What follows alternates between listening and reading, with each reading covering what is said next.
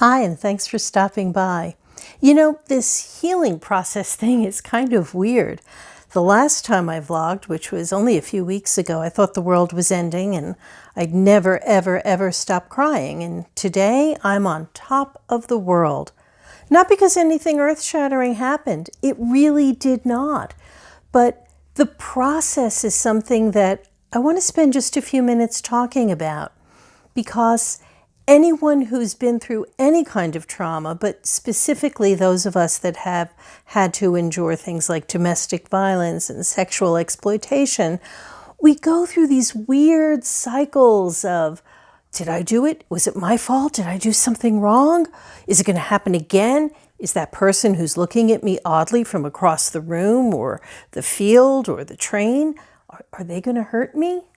Or we hear a voice that sounds vaguely familiar, even though we know that our abuser or our perpetrator is nowhere near us, but suddenly it's like, that voice sounds so familiar. Who are they? Are they here to hurt me? And then you realize, no, it's not them. It's just someone who sounds like them or looks like them or smells like them. Yeah, smell is a really big factor. Olfactory memories are so strong, so very strong. To this day, if I smell certain kinds of incense, I am instantly transported back to a time where smelling incense was daily for me almost. Ritual work was daily for me almost. And sometimes that same smell that used to trigger me to get into sacred space and connect with my higher self connects with my most broken parts. So you have to be really careful, and it's not consistent. Isn't that fun? The whole point of this journey is it's never consistent. And that can be so confusing sometimes and so very exhausting. But you know what? It's all part of the process, and that's fine. That's absolutely fine, because every time we recognize a trigger, every time we backslide just a little bit, or tears of anger and frustration or fear or a combination of all of them bubble up to the surface and we find ourselves wanting to scream, it still shows that we're moving. It shows that we're alive, and it shows that we are on the path to a better place for us personally, whatever that may be. Now, for me, excuse me, nothing like having your throat clog up in the middle of recording, and I'm not going to edit it because I'm a human being and I make those sounds, and that's okay.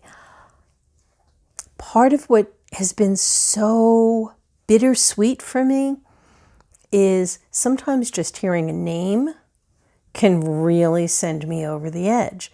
There are some names that, you know, we all have this, right? There was that Mindy in your class in third grade that gave you such a hard time that ever since then, every Mindy you meet is, ooh, keep them away from me.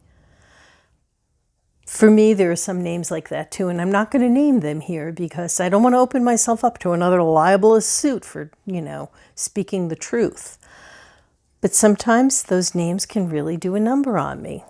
My daughter has a friend who has a friend that has one of those names, and we've already agreed to using the person's nickname just so that I don't inadvertently, subconsciously project onto a woman that I've never met all of the feelings I have about somebody else. Isn't that weird? Or maybe it's not weird. Maybe I'm just weird. Who knows? But the point that I really want to stress here is that this healing journey, this I'm crying and the world is ending on one day, and the next day or the next hour even, I'm fine, everything's good. And it's not like you're masking over it, because that's just the way the emotions go.